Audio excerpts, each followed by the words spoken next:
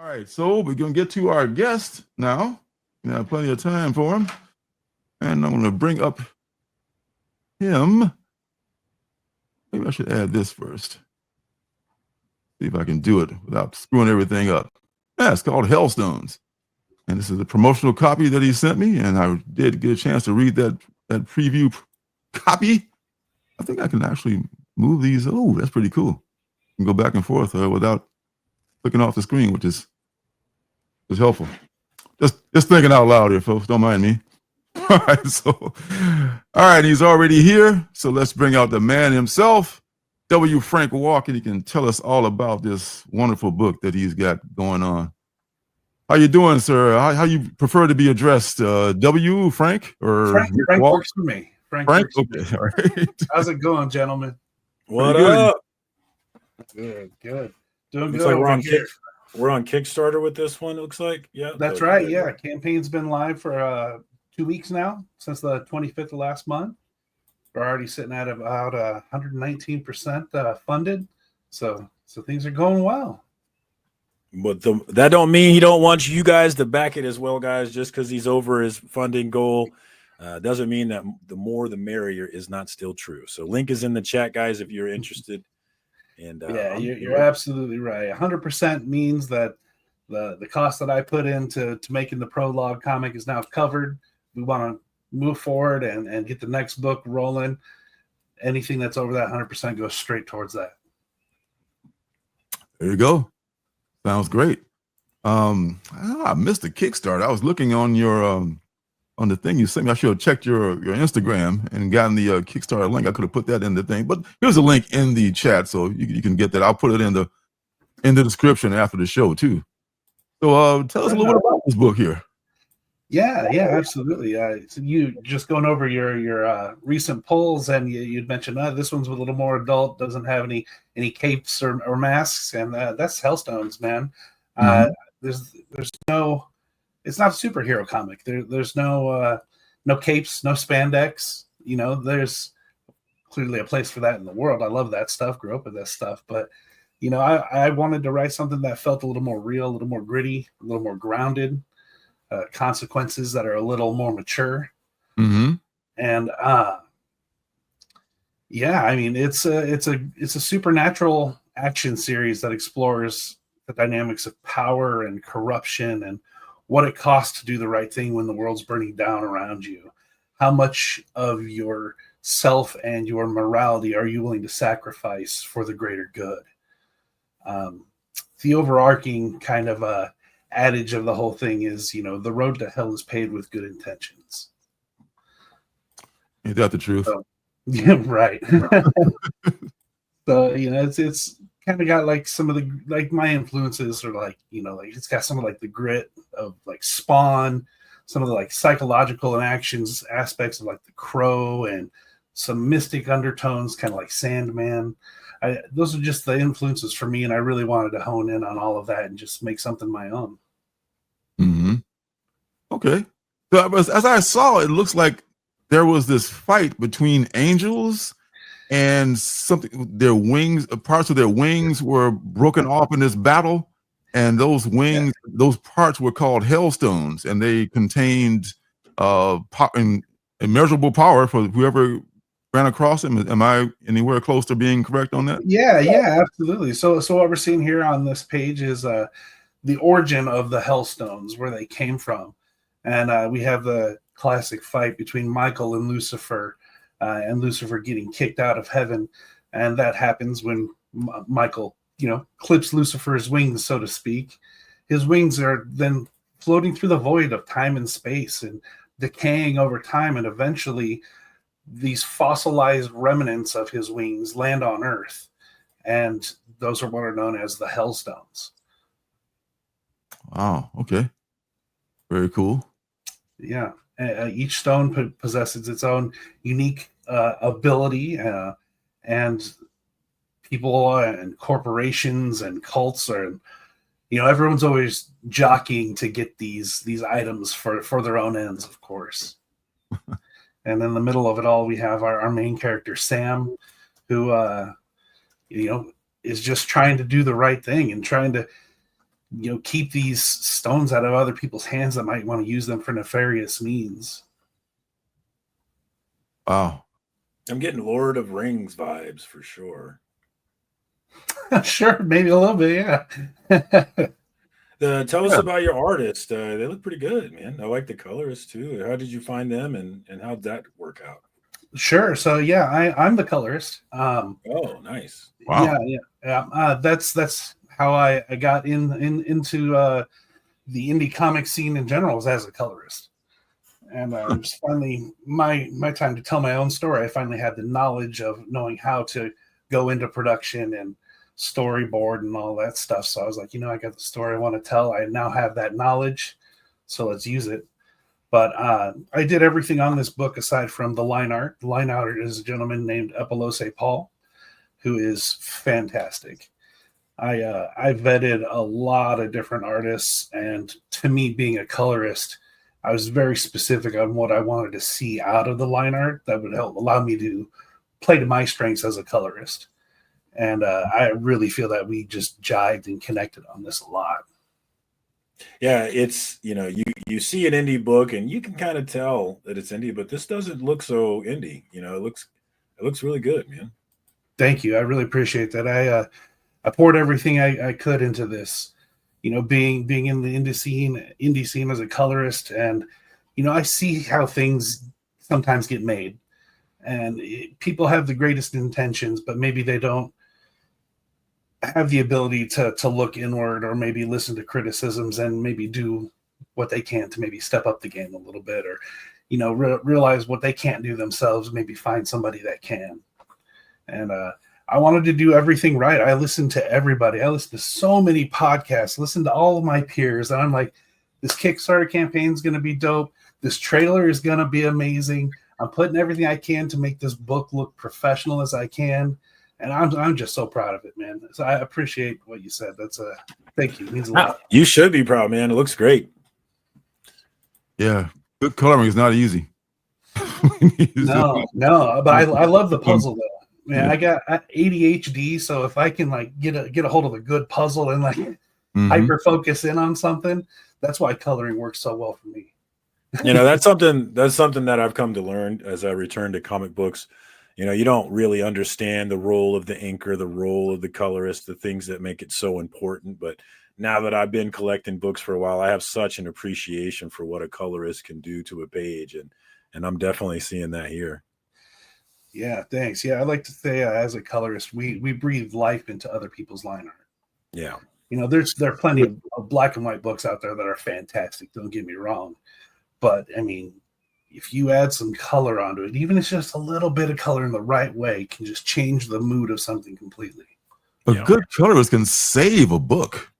Absolutely. They make a mediocre book great, I think. This is my opinion. No, I'm with you. I have polished a few turds. I'm sure. Wow. So what's your introduction to comics to collect? I mean, this is your first, I don't mean this is your first, that's another question too, but what got you into reading comics as a youngster or whenever you started to get into comics? Oh yeah. For me, it was the barbershop. The barber always had a stack of magazines, and every now and again, some comic books sitting out there for the kids to, sit down and behave. So for me, it was just grabbing up, whatever comic was lying around and just getting fascinated, over the art and over the images and over the color, and not understanding what was on the page. I mean, I was 6-7 years old or whatever, but just looking at all just the cool action and people fighting and, magic and powers. That's how I got in real early. Did you have a favorite book, or would you just anything comics is cool comics? I just want to look at some pretty colors and yeah. When I was younger, especially once I understood story, the words on the page, I really loved Spider-Man. I'm an 80s kid, so the late 80s, early 90s, Spider-Man was huge for me back then.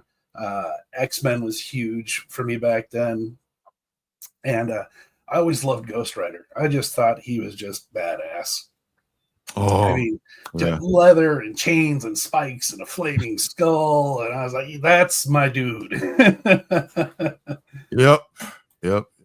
That's one of Very, the great. very 90s. For sure. But yeah, that's kind of what I was into comic book wise, really. And then I kind of fell out of comics. In 2005, I was in a house fire, kind of lost everything. So I just didn't have the heart to to collect anything anymore. Yeah. I mean, I'd always, someone would recommend a good read, or a buddy of mine would hand me a book and be like, "Yeah, you got to check this out." I'd go and check it out. I'd go out of my way, but stopped, having a pull bag, just because I was like, I'm just gonna lose it all again. I'm just gonna live minimal. I mean, I'm over that now. That was, we're talking 20 years at this point. Yeah, but it's quite a shock to have to go through something like that. I can imagine. And that's real bummer. Luckily, no one was hurt. It was just loss of material items, which was a bummer too, but could have been a lot worse. Yeah, thank God. On the other end, what this is your first venture into creating your own comic, or have you done it before? Yeah, into my own comic, yes. This is the first venture. Last year, I actually released a children's coloring creativity book. I partnered with a company that's local to Omaha, Nebraska, where I'm at, called Project Harmony. They help children and families that are suffering from abuse and trauma. And for every copy that was sold, we donated a copy.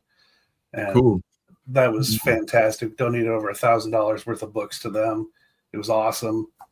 And that's kind of how I learned the copyright side of things, the authoring side of things, which was the next stepping stone into doing my own book. I had to know all that stuff before I could do this.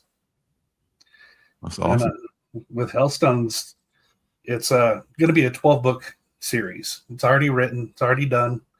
I just got to do the line art and of course the coloring and lettering. But otherwise, the entire story is already written. That's huge. Because a lot of times, you start a project and I'll finish it eventually, and you kind of maybe hit a wall, and he's like, how am I going to wrap this thing up here? I'm at issue number 8, and I can't figure out how to get to number 12. But you got it already done, man. You're pretty golden. I mean, you can you just got to get the script to the artist and do the coloring, and let's go. Yeah, absolutely. And that's why crowdfunding is so important, because making books isn't cheap. I mean,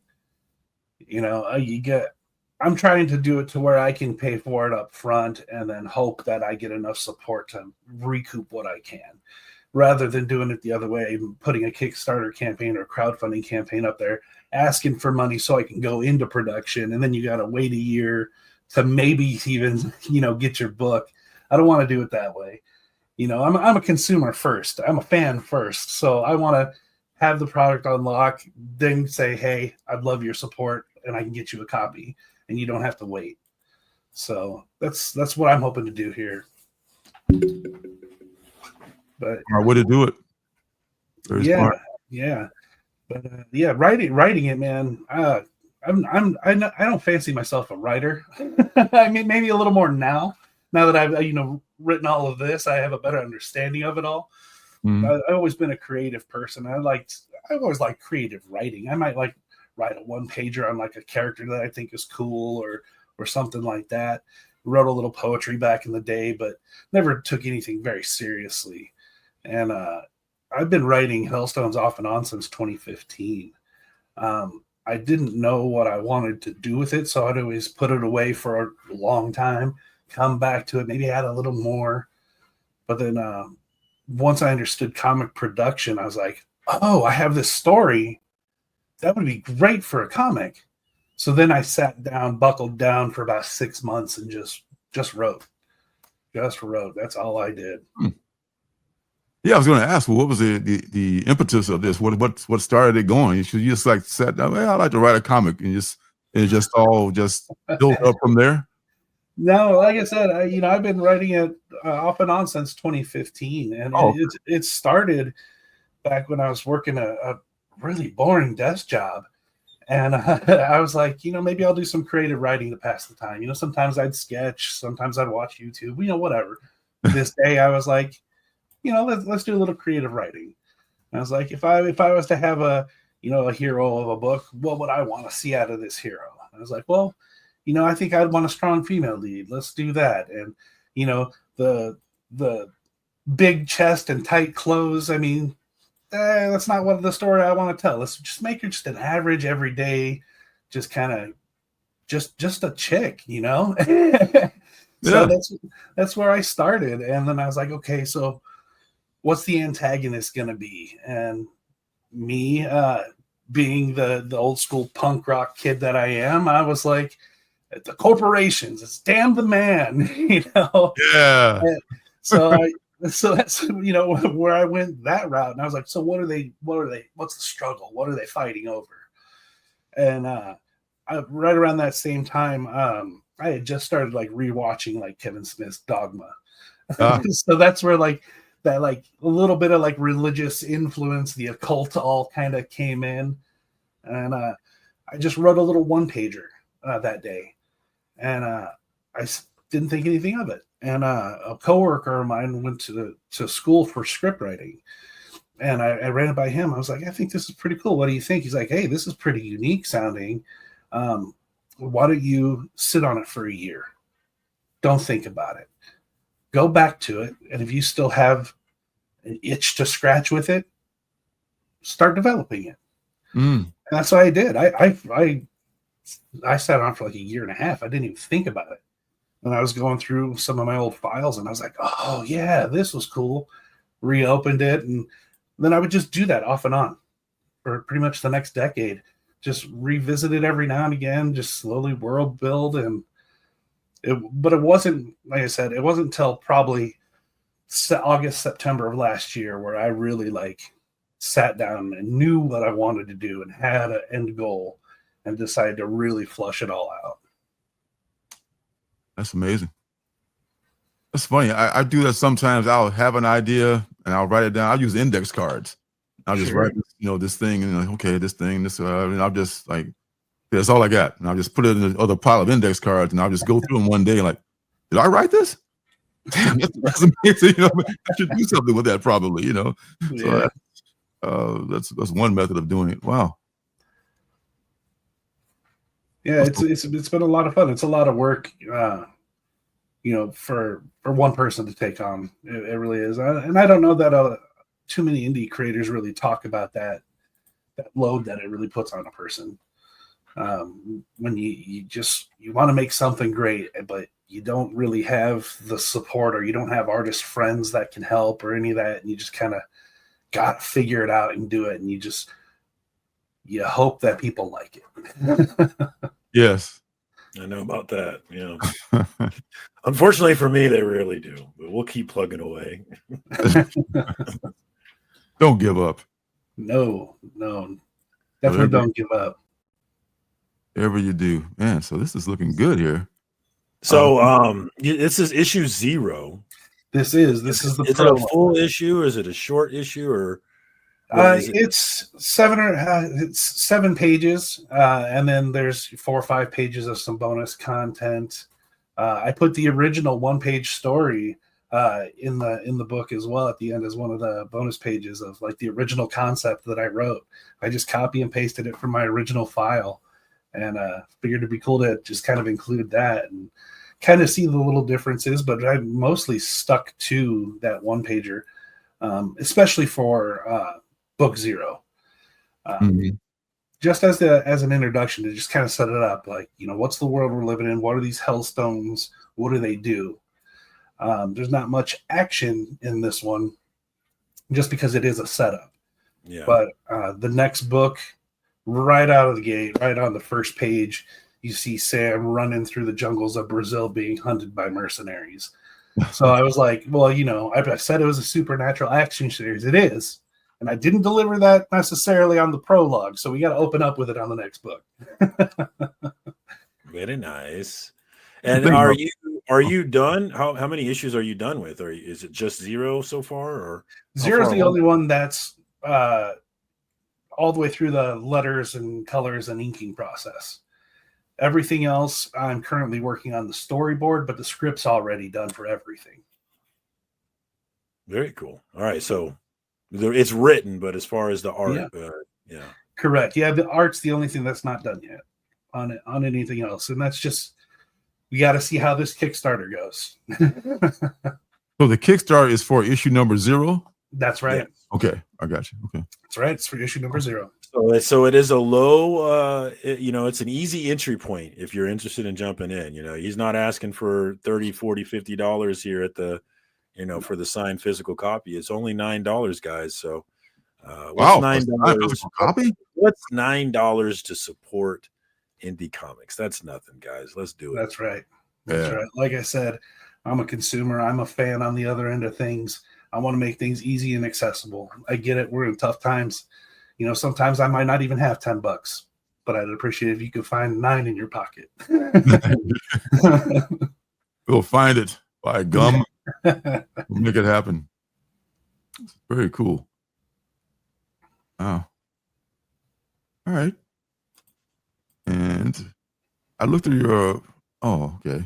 This is from the. This is like the sketches from the main story here without the inking.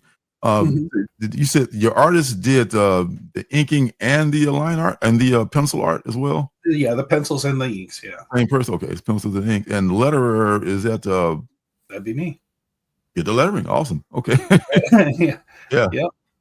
Man, this is. You've made some money here, up to 931. Now let's go, guys. Pump it up. All right. I appreciate you all. Go on, keep it moving. I'm in on it. I couldn't resist it. I'm down for it. Thanks, man. I really think I have something a little different for people. Absolutely. I mean, we're all down for these kind of comics, and indie comic world needs a lot more promotion because, hey, if you don't have big budgets, nobody's going to promote your stuff, man. That's yeah, that goes back to what I was saying before of, listening to your peers and understanding what your strengths and weaknesses are as a creative person. And I know line art isn't mine. So I found someone that was better at the line art so I could do everything else myself and hopefully keep the costs low. The fact that you can do coloring, though, is amazing, though. You've done coloring before. Are you self-taught with that, or how did you learn how to color so well? Thank you. I appreciate it. Lots of hard work, man.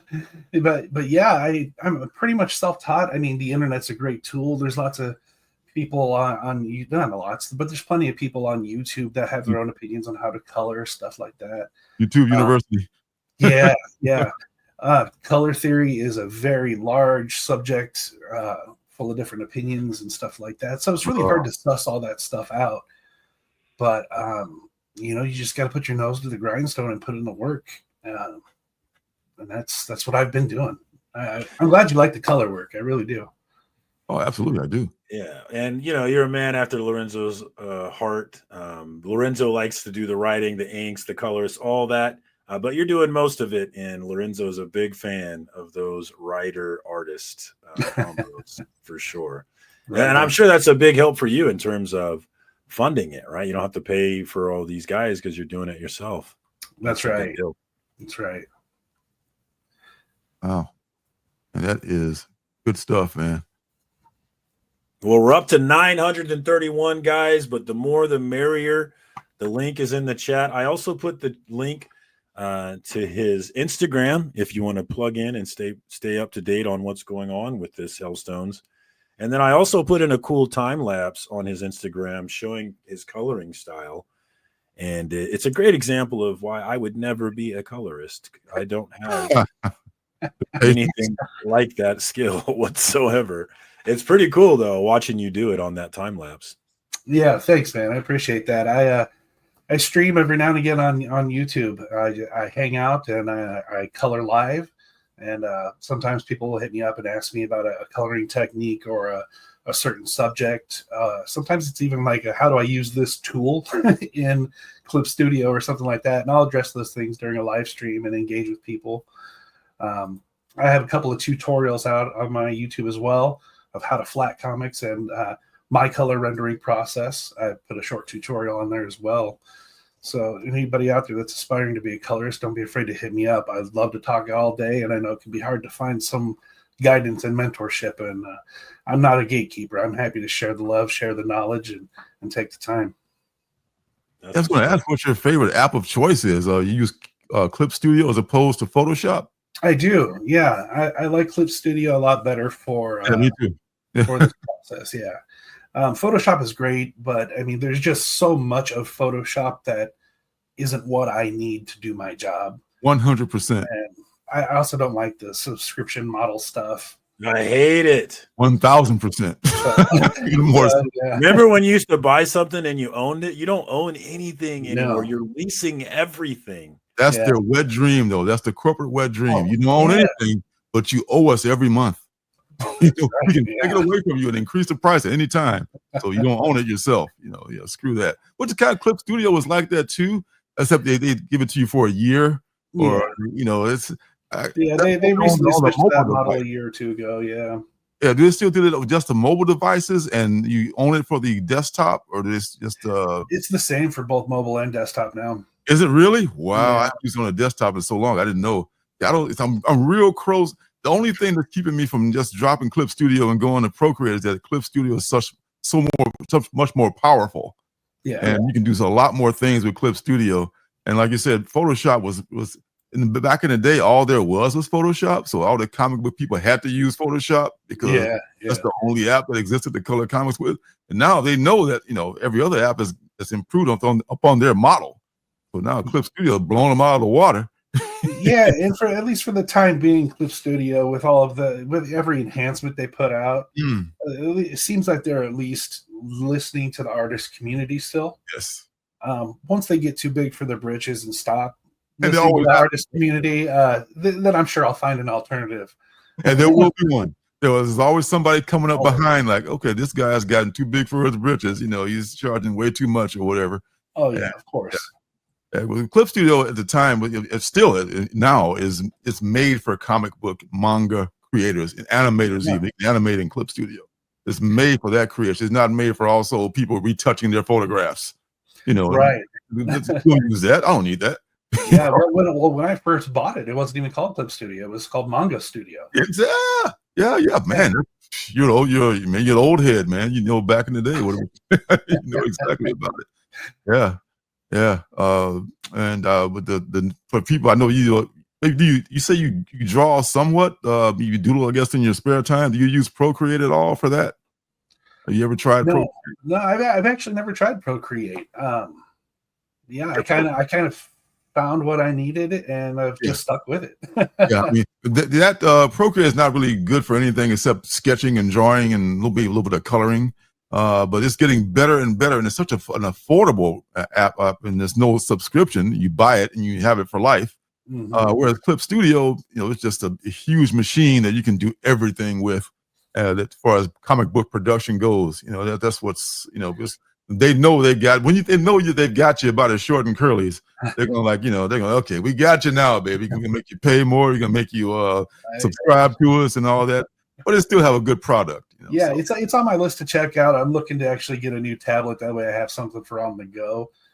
So I think that's probably what I'll end up going with. I have so many artist friends that are always talking about it. So I mean, it's got to be worth it.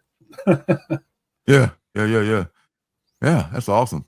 I mean, but it's for drawing. Like it's great for drawing, but it just doesn't have a lot of power like Clip Studio, which is just like it's the shit right now. It's the main thing. But back to your book. The main thing is you get your book funded, and it's you say it's already funded or it's very close to being funded. It is at goal currently. Yes. Is that goal? Over. Yeah, he's over. We're over. Yeah. Okay, we're just doing stretch goals. Okay, well, make it happen, folks. Make it happen. The link is down there.